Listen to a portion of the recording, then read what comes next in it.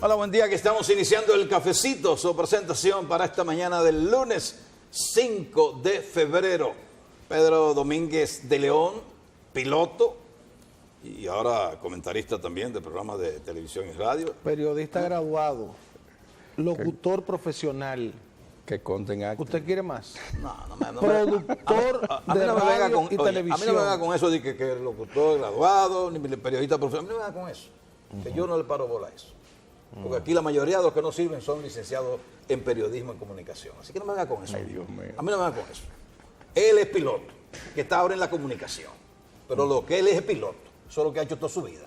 Hay que estar tranquilo. Y un estudioso. Venga, chica, yo no sé, yo no tengo que ver de con la más nada. aviación civil. Eso sí, ahí sí él es un experto, pero en comunicación todavía no es nada, está haciendo pinino ahí. Pero te estoy hablando yo, que lo que tú. Pero no veas acá, qué cosa. No me ayude, compadre. Tú eres que viene de estar con que él es licenciado, ¿qué tengo yo que ver con eso? Gracias, dama. Pero bueno, el aroma y el sabor inconfundible del café Santo Domingo, sabor que empieza en el aroma.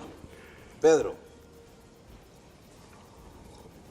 Yo dije desde el principio que se fundó Pagua, que no entendía por qué había que darle la denominación de dominicana a una compañía que era propiedad de extranjeros, de venezolanos, que Pagua no debía llamarse dominicana, lo dije desde el primer día. Y hoy que Pagua está impedida de operar por las deudas que tiene, hoy se dice que una compañía dominicana está quebrada. Nueva vez una compañía dominicana está quebrada cuando Pagua nunca fue dominicana. Si iniciamos por un fracaso, eso no es a la industria de la aviación dominicana, sino a la industria de la aviación venezolana. Porque la gerencia y todo era venezolano. Sí, pero los pilotos... ¿Cómo se llama? Pagua Dominicana. Pagua Dominicana. ¿Por qué Pagua Dominicana? Sencillo. Porque el nombre Compañía Dominicana de Aviación aún se conserva en la memoria del dominicano. Sí. Comenzamos. El Dominicana, un proyecto fracasado que presidió el ex ministro de Turismo, de aquí de Santiago. Ex ministro de Turismo, Santiago. De Turismo, anterior a Javier García. A Francisco Javier. Félix Jiménez. Felucho Jiménez. Sí. ¿Y es Santiago de Felucho? Él es vegano. Vegano. Vegano de la Vega. Él es vegano de La Vega, subiendo para Jarabacoa. Entonces, ese proyecto fracasó. ¿Cómo le pusieron? El Dominicana. Así hay varios proyectos que el nombre de Dominicana vende. Y si ustedes se dan cuenta, Pagua inició con el nombre de Pagua chiquito y el otro Dominicana grande en los aviones, porque es lo que vende. Ahora bien, este es un proyecto totalmente, ahí ya había cambiado en esa foto que estamos viendo, sí, que ya el nombre era grande. Este proyecto no comenzó bien desde el principio. Pagua ha sido con muchos problemas, ha tenido, y más ahora con la adquisición de Simeón García, quien es propietario también de la línea Santa Bárbara y de Acerca Airline, que las ¿Es tres... el dueño de Acerca? Acerca Airline, él es propietario. ¿Qué pasa con él? Que ha corrido la misma suerte todo. Santa Bárbara está cerrada, Acerca le queda un avión y Pagua, de 6 aviones, apenas decimos que 1,5 porque uno se le vencía la inspección, una inspección muy rigurosa, inspección C, que le tocaba, y ya estaban pidiendo una prórroga para que se extendiera esa inspección y se hiciera posterior. Pero la crisis, ¿en qué consiste? Económica. ¿Qué es lo que no han pagado? Pagua no ha pagado al IDAT los impuestos que tiene que recaudar como organismo que retienen esos impuestos. Pagua no ha pagado a la Dirección General de Impuestos Internos $1,000,000 y tanto de dólares. Estamos hablando en dólares. Sí. Al Aeropuerto de las Américas debe 3. Al Aeropuerto de las Américas también. Pero hay un dato que no se está mencionando, que Pagua debe. Ajá. Pagua debe casi 500 millones de pesos a la Seguridad Social. Dinero que según informe que nosotros tenemos de los pilotos, que le han descontado religiosamente. ¿Y ese dinero dónde está? Se los han descontado a los trabajadores. A los trabajadores. Entonces esos pilotos están volando sin seguro de riesgos laborales. Sin nada, sin nada. Hoy en día uno de ellos, quiera Dios que no sufra nada, un trabajador de ellos sufre un problema y tiene que ser pensionado. ¿Con qué lo van a pensionar? casi 500 millones esta aerolínea. De eso no se ha hablado. No. De eso no se ha hablado, de la seguridad social. Y nosotros estamos denunciándolo desde que debían unos 50 y tantos millones. ¿Por qué detienen a los propietarios cuando intentaban salir del país? Él no fue detenido. Él le recomendaron que tenía una reunión hoy en la Junta de Aviación Civil. Que tenía que quedar. Había un impedimento para salir. Parece que sí. Pero a él y a la esposa. Sí. Bueno, porque la esposa iba a viajar con él. Si no lo dejan volar a él, ella tampoco debe Gary volar. Stone es pero es estadounidense, es el presidente de la compañía. Presidente Gary Stone. Entonces, ¿qué pasa? ¿Por qué no se fue por las Américas? No le da... Sí. No se pregunta. Un viaje a Miami vía Punta Cana. ¿Y por qué por Punta Cana? Aeropuerto privado. Él vive en Punta Cana. ¿Y por qué Simeón García no está aquí en el país? Porque él tiene que responder a su empleado. Eso es lo que está haciendo la Junta y el Instituto Dominicano de Aviación Civil. Y por eso la reunión de hoy. Esos pasajeros, ¿qué vamos a hacer con ellos? Y la Junta lo que está rentando aviones para poder salir de ese problema que tiene, pero a la Junta no le corresponde eso. No. Eso es a la línea aérea. Sí, pero el gobierno, en lo que se resuelve el caso, el gobierno debe prestar la asistencia a esos dominicanos. Es una buena acción que está llevando la Junta. Claro. Pero a quien le corresponde, en verdad, es a Simeón García, el propietario de Pagua Dominicana. Entonces, ¿qué ha pasado? La parte de... se dijo a lo primero que era por deuda, pero también hay una parte técnica. Hubo un momento que Pagua estaba empleando neumáticos viejos en sus aviones porque no tenían neumáticos nuevos. Eso es grave. Claro que sí. Ahora hay una parte. El Instituto Dominicano de Aviación Civil ha estado haciendo buena gestión en esta parte con el doctor Alejandro Herrera y la Junta de Aviación Civil. Ahora, eso no se puede quedar ahí. Ellos tienen que indagar, ambos funcionarios, sobre todo el doctor Alejandro Herrera, por qué se dejó que la parte técnica llegara al nivel que ha llegado Pagua Dominicana. Pero ¿y la rentabilidad de esa línea? No, ¿Fue un mal negocio? ¿Fue un diagnóstico mal Para mí hecho? es un sueño. Un sueño, ¿por qué? Querer competir con las grandes. ¿Y cómo usted con aviones MD-80, DC-9, usted va a competir con American, con JetBlue, en ese vuelo Santo Domingo-Miami? Cuando JetBlue el pasado año casi 2.5 millones de pasajeros movió. ¿Cómo usted va a competir con ese monstruo? Ustedes se dieron cuenta que cuando ese vuelo inició, América no hizo no oferta ni nada. Se quedó igual. Recordaremos en Santiago, cuando Dominer estaba volando, que vino American Eagle, que él hizo así, deprimió los pasajes. ¿Por qué? Porque es una forma de ellos competir. Para sacarlo del mercado. Para sacarlo del mercado. A Pau ellos no le dieron importancia. Comenzó a volar para Miami, porque aquí tenemos el empresario aeronáutico nacional y también en el caso de Simeón García, tenemos la mentalidad, Nueva York, Miami, Puerto Rico. Pero ¿qué pasa? ¿Y cómo tú vas a competir, tú iniciando, débil, con una empresa como esta? Las que hay. Dominicana de Aviación, cuando abrió en el 1944, comenzó a operar internamente. Y luego, en el 1951, es que Dominicana de Aviación viene a volar internacional.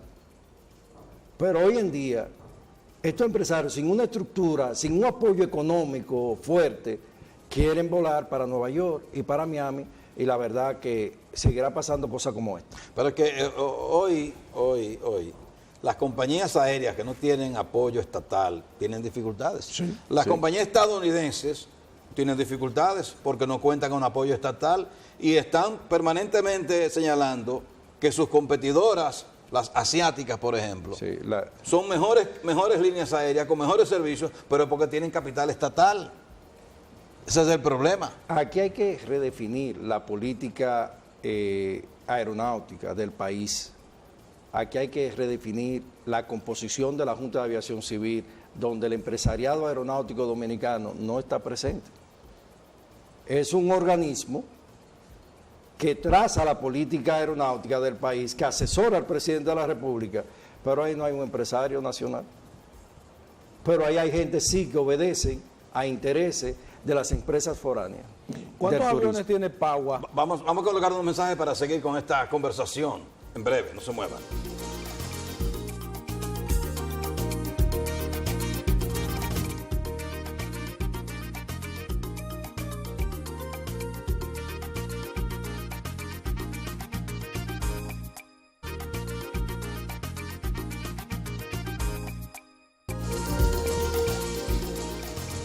Pedro Domínguez de León, experto en aviación, está con nosotros. ¿Usted tiene una pregunta? La pregunta mía es ¿cuántos aviones tiene Pagua en el país para saber si tiene la solvencia con qué cumplir la deuda que tiene pendiente con el Estado y con los pasajeros? Yo creo que hay que preguntar qué cuesta cada avión de Pagua de lo que ¿Cuántos tiene. son? Son como seis aviones. Está claro que solvencia no tiene, porque, o sea, no tiene recursos, porque si no El hubiese costo promedio resuelto. de un avión de estos. Unos $2 millones. O sea, con 12 millones de dólares no se resuelve la Y deuda. hay que ver si cada uno cuestan de a 2 Y millones. si están pagos. Y si están pagos, si no hay compromiso. Hermano, pero un avión comercial de verdad cuesta $100 y pico millones de dólares nuevo. Entonces, si hablamos de que esta cosa tiene 6 aviones, De 2 millones. el más costoso, el más caro de $2 millones de dólares, eso cuesta un jet ejecutivo, por Dios. ¿Cuál es el procedimiento con los pasajeros? ¿Qué responsabilidad tiene el Estado en esto?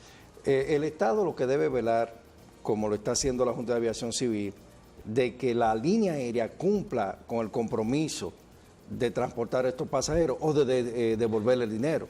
Es lo que tiene que hacer el Estado. Ahora la Junta de Aviación Civil, en la persona de Luis Ernesto Camilo, su presidente, ha estado facilitando esto, ha asumido la responsabilidad de la línea aérea, aunque el sábado lo escuché a él en un audio diciendo que ya era hasta ahí, que la línea tiene que asumir su control. Sí, pero yo entiendo que los funcionarios vinculados a la aviación debieron actuar antes, no esperar que la línea cayera en default como cayó, sino porque se prevén esas cosas, se puede prever. Usted sabe cómo va una compañía, la que usted quiera verificar, usted sabe cómo está. Mire, Pagua Dominicana es un sueño que hay en el país de tener una línea aérea.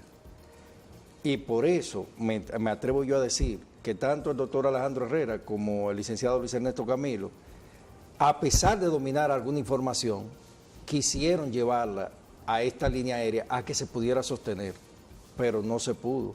¿Por qué? Por una administración que entiende que teniendo una oficina en Acrópolis Center en Santo Domingo es donde ellos pueden vender buena imagen, cuando las demás líneas aéreas, líneas poderosas, tienen oficinas sencillas. La aviación no es el gran negocio, la aviación no es para usted tener todos los millones de la vida, claro está, deja su beneficio, pero no como otro tipo de negocio. Es más un servicio que si el Estado interviene, mucho mejor para su sostenibilidad, pero la aviación no deja el gran dinero. Y como usted, como Pagua Dominicana, tiene no sé cuántos miles de dólares pagaba esa oficina, mientras que empresas que volaron con 2.5 millones de pasajeros el pasado año, tienen una oficina sencilla. Yo creo que hubo un derroche de recursos y de dinero que no se pagó a las personas. Pero además una línea aérea no necesita de oficinas lujosas, porque ¿cuántos clientes van a una oficina de una aerolínea? Y más hoy con la porque tecnología. todo se compra, los pasajes se compran o a través de una agencia de viajes, que es lo que yo recomiendo, o mucha gente lo compra a través de la internet. Sí. La verdad que no necesita. Entonces, ¿para qué unas oficinas? ¿Para qué? Oficinas lujosas. Era un piso prácticamente. Yo tuve la oportunidad de conocerla, era un piso lo que tenía. ¿Y en esa compañía no hay ni siquiera un dominicano? Hay dominicanos, pero ya en la parte secretaria, mantenimiento. No, yo me refiero entre el grupo accionario de la compañía. No hay ni un dominicano. Creo que hay un dominicano, pero con una mínima participación. Una mínima participación. Y en la parte operativa, los capitanes son venezolanos y los primeros oficiales son dominicanos.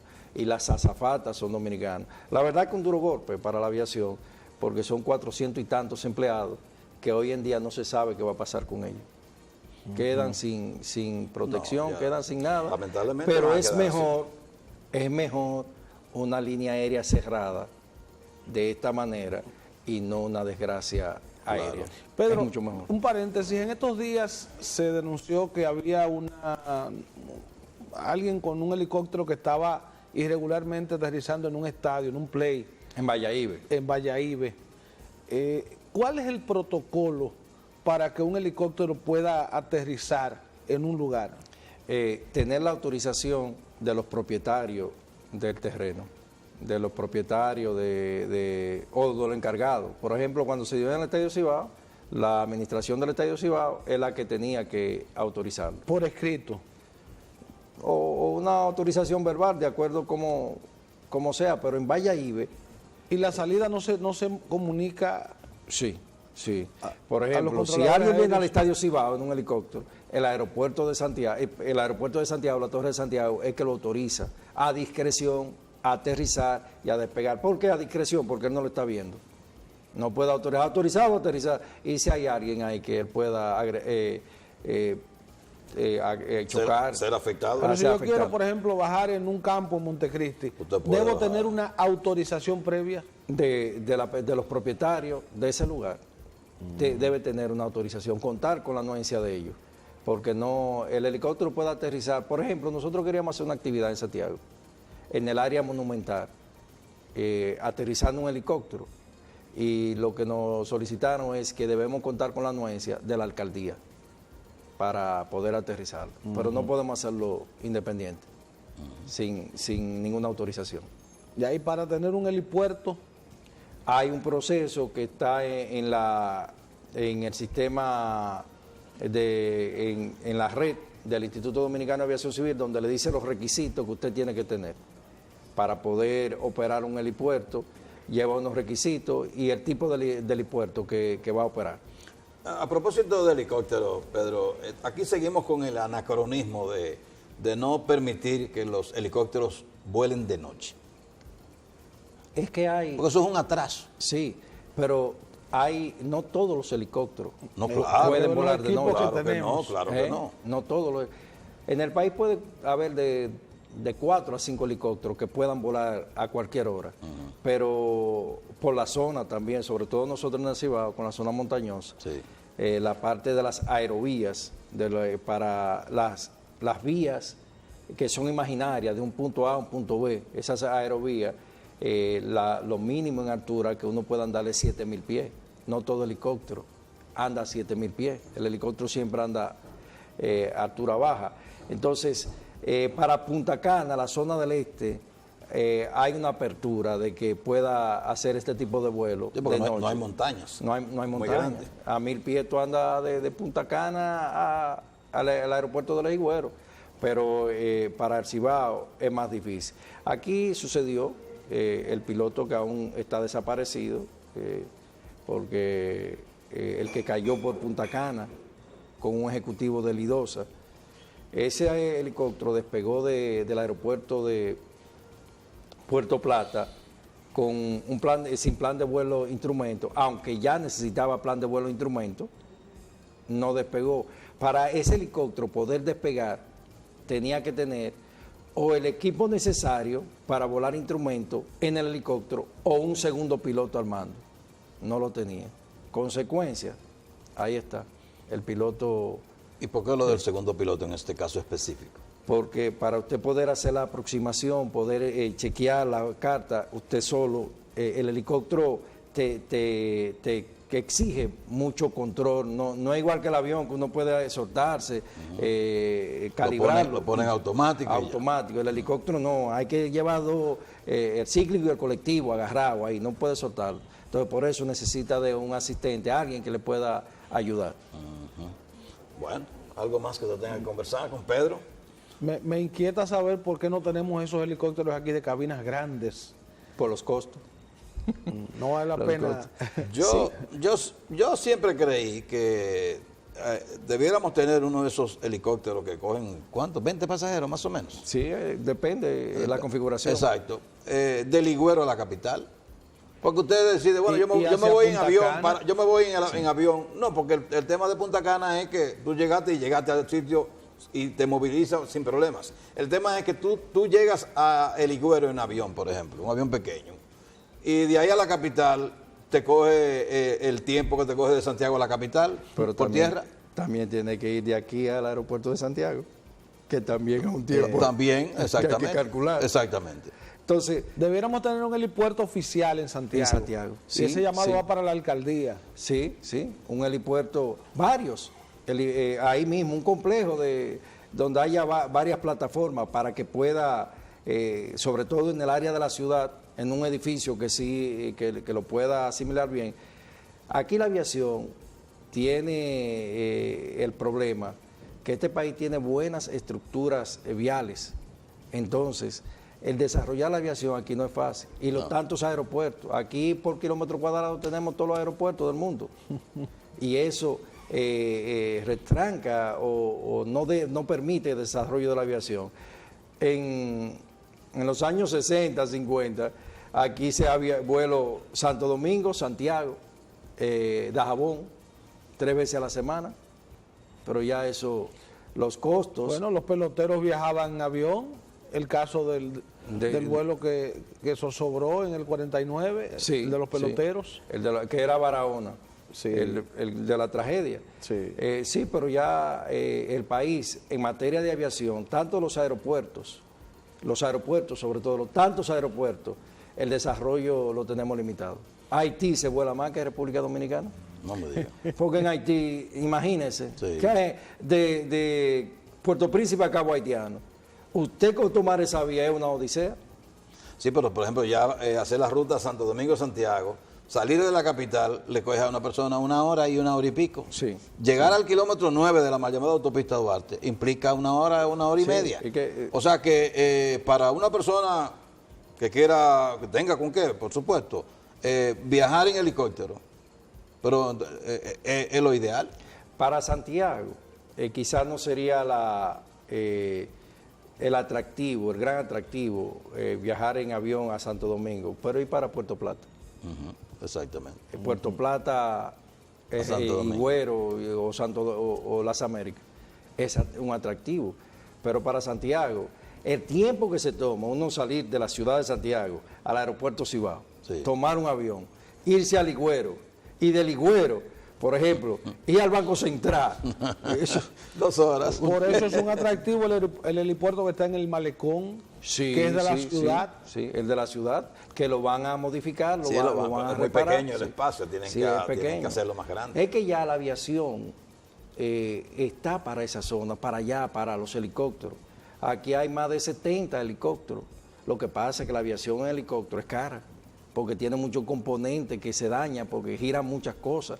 En el avión no, pero en el helicóptero, mantener un helicóptero, por pequeño que sea, no es para todo el mundo. Usted sabe- Ustedes no ven que se le abre el pecho a ¿Usted muchos. sabe guiar un helicóptero? No. No el, la- el helicóptero tiene un concepto raro.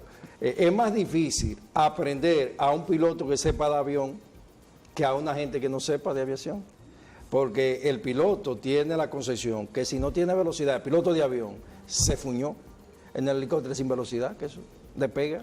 Entonces, el velocímetro va en cero y eso va corriendo muchísimo. Y despega.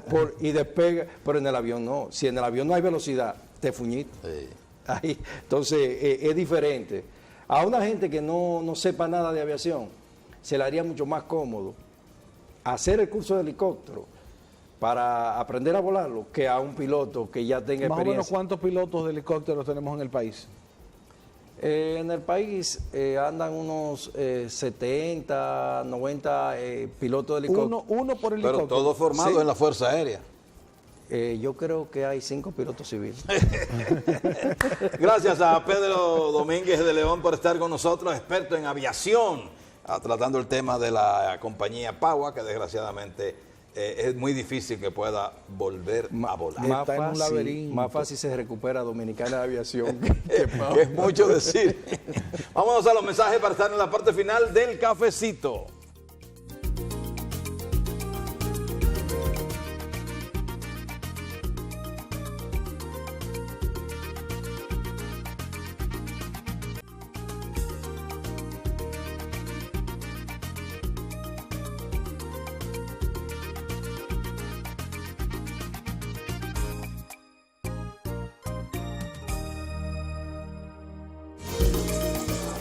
Bueno, vamos a hablar de una especialidad médica. Es la audiología foniatría. Tiene que ver con el oído. Y la voz. Y está un caso bonito, un poco raro. Madre e hija son profesionales de la misma especialidad médica.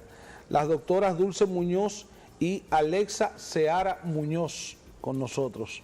Buenos días. Así es, buenos Que días. introduzca usted. Ajá, cómo no. Bueno, pues siempre es bonito venir al programa aquí, al cafecito. Nada, pues sí, muy orgullosa, muy contenta de venir para informarles de una charla que vamos a tener mañana.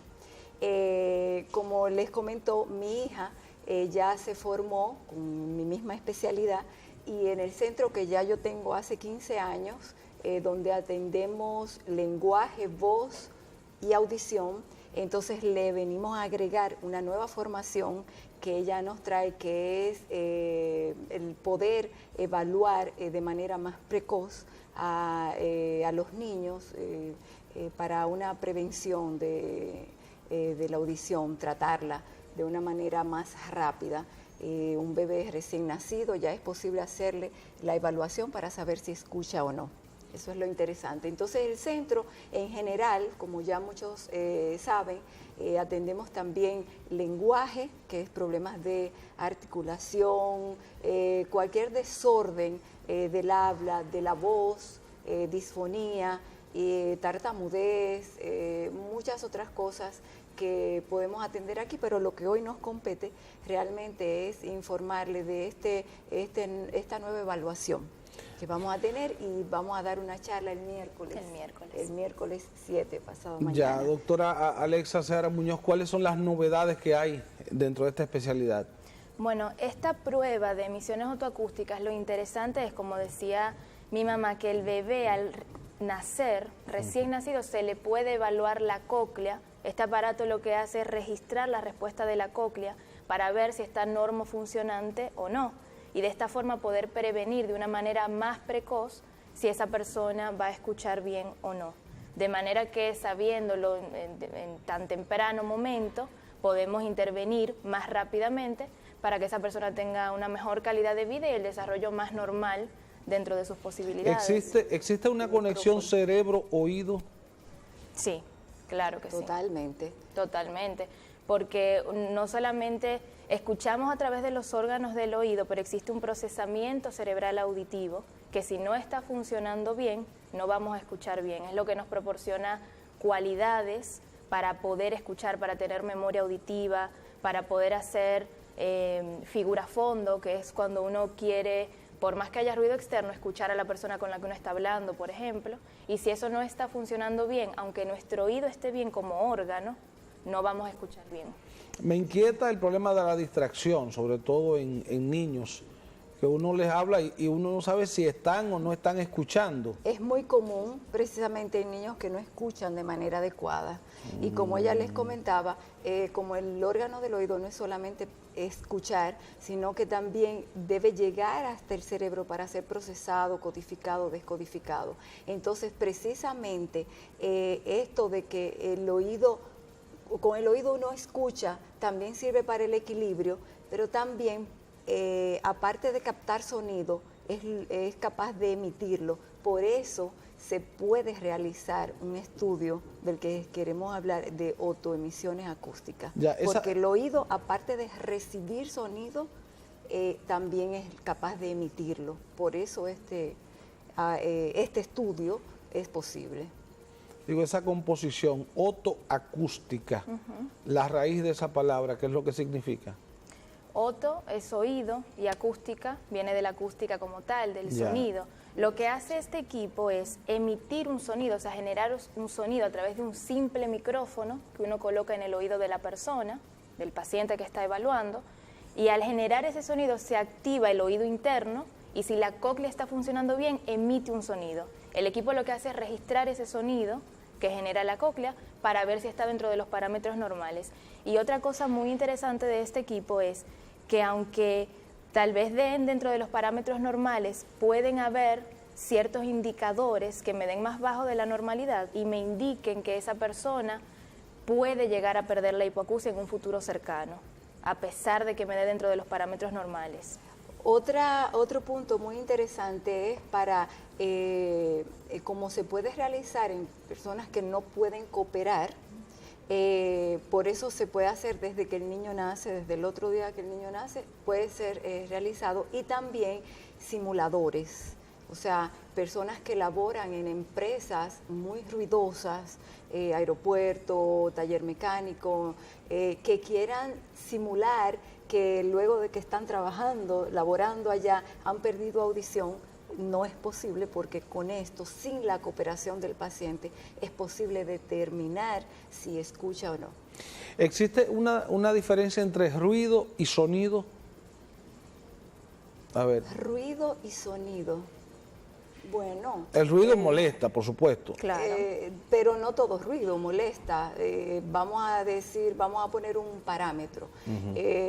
Sobre todo porque el ruido es la causa número 1 de pérdida de audición en adultos. Yeah. Entonces vamos a poner un parámetro. Si usted está escuchando un ruido mayor a 85 decibeles por un espacio de tiempo, por más de 1 hora, 2 horas, eso causa pérdidas de audición, sobre todo acompañado de que usted tiene factor predisponente. Por ejemplo, personas que trabajan en compañías de teléfono que siempre utilizan headphone, ves algunos que tienen el mismo tiempo, la misma cantidad de años laborando, unos pierden audición, otros no. Entonces, porque unos pierden más fácil porque tienen el factor predisponente o alguna enfermedad agregada. Y los que utilizan el audífono, que se pasan todo el día escuchando música. No, eso no es recomendable. No es recomendable porque aparte uno tiende a subir mucho el volumen. Sí. Entonces eso en un largo periodo puede llevar a una pérdida auditiva. Sí, inclusive es mejor utilizar los que van por fuera. Los gruesos. Los externos. Los grandes. Sí, los grandes externos. También mencionar que, por ejemplo, en niños, como la causa número 1 de pérdida de audición son las infecciones de vías aéreas altas, pues una manera de prevenir esto es tratándola a tiempo, para que se desarrolle bien el lenguaje, para todas esas cosas que ya hemos mencionado. Las personas que trabajan en áreas ruidosas, aparte de utilizar tapones, protectores, monitores para ruido, los nadadores, utilizar tapones para el agua, o sea, hay maneras de prevenir.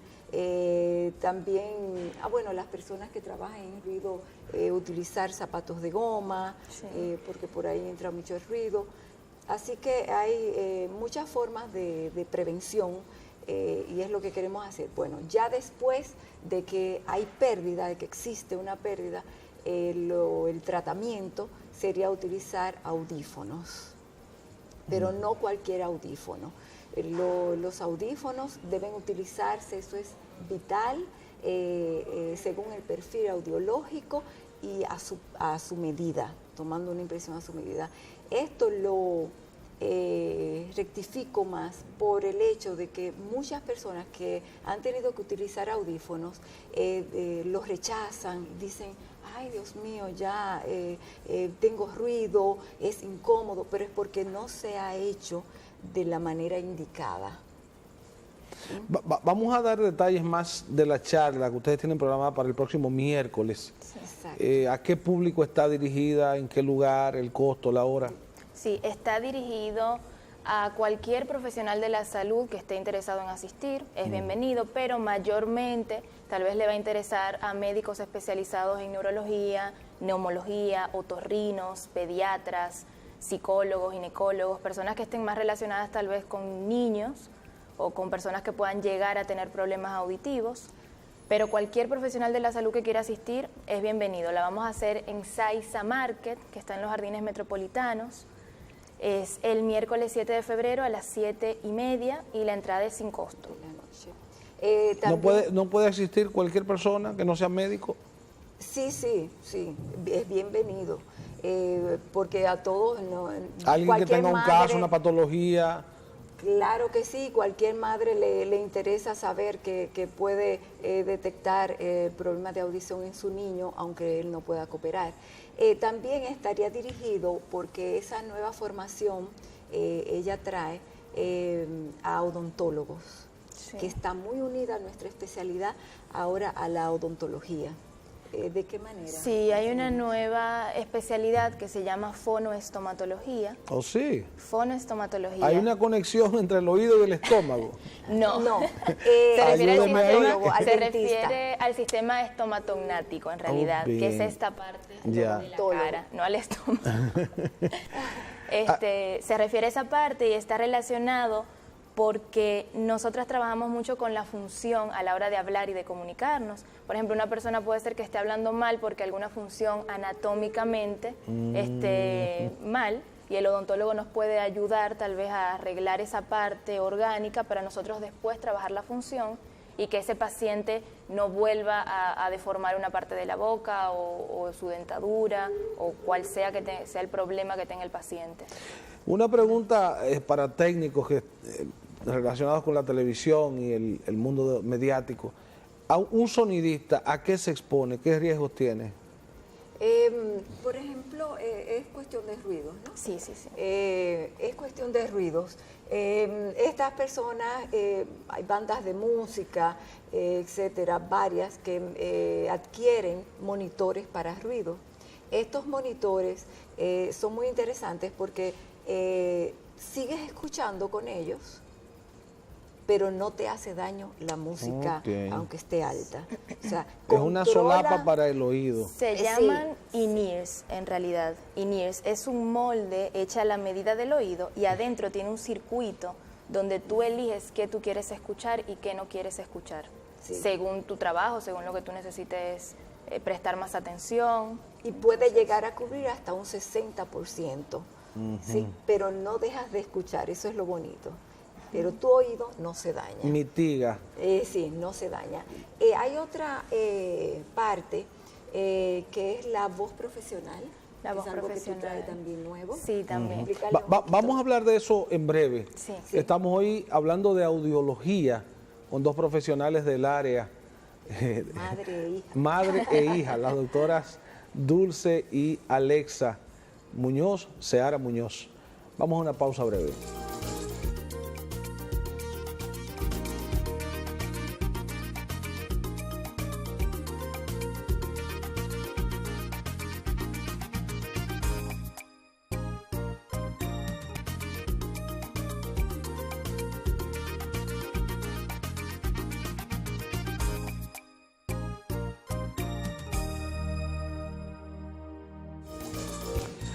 Segmento final con las doctoras Dulce Muñoz y Alexa Seara Muñoz, audiólogas. Hablábamos del tema de los profesionales del habla. De la voz profesional. Ya. La voz profesional tiene que ver con las dificultades dentro de la comunicación, pero que no están relacionados con patología como tal. Por ejemplo, puede ser empresarios o puede ser cualquier profesional que esté acostumbrado a dar charlas o a dar reuniones. El maestro. También, por supuesto. El maestro, y tiene que ver con la organización del discurso, el léxico que utilizamos, la forma en la que hablamos. Básicamente es eso lo que tiene que ver con la voz profesional. Con el la metal de dirección. voz, porque hay personas que no saben administrar la capacidad que tienen, hasta dónde pueden Totalmente. llegar. Así Totalmente, es. con eso también Y está mantener relacionado. al público activo, interesado. Ya. Bien, entonces vamos a reiterar la charla, día, lugar, hora. Sí, la charla es en Saiza Market, está en los Jardines Metropolitanos, va a ser el miércoles 7 de febrero a las 7:30 de la noche. Puede acudir cualquier profesional de la salud que esté interesado y cualquier persona también que esté relacionada con el tema, cualquier mamá que tenga un hijo con esta dificultad y quiera estar más enterada. Ahí van a poder hacer las preguntas que quieran, así que es muy importante que acudan, es sin costo. Y recuerdo, es en Saiza Market, Jardines Metropolitanos, aquí en Santiago. Bueno, ahí está servida la invitación. Gracias por estar con nosotros a las doctoras, madre e hija. Dulce Muñoz, la madre, Alexa Seara Muñoz, la hija, mismas especialidades médicas, un caso raro, pero qué bueno. Muy bonito, que así yo sea. muy orgullosa. No le hice la pregunta, ¿usted la obligó a ella a estudiar la especialidad suya? No, si supiera que de una forma u otra, sin querer, sí. Sin querer queriendo. Pero ella después quiso. Pero nada, concluir con que tenemos una obra muy bonita en este mundo, que es enseñar a hablar y a escuchar los demás. ¿El consultorio de ustedes dónde que está?